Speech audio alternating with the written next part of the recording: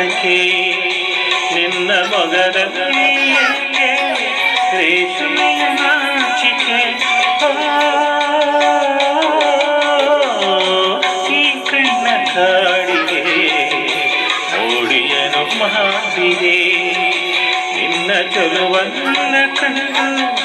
ಸಾವಯವ ಮಾಡಿದೆ ಕೆನ್ನೆಗಳ ಹಣ್ಣ ಕೊನೆಯೋ ಕಲ್ಲುಗಳ ಮುತ್ತು ಕಲಿಯೋ ದೇವಿ ಉಳಿಯೋ ರಮಿಯೋ ನಿನ್ನ ಪೂಜೆ ಮಾಡುವ ಆಸೆಯೋ ಚೆಲುವಿನಲ್ಲಿ ಸಾಟಿಲ್ಲ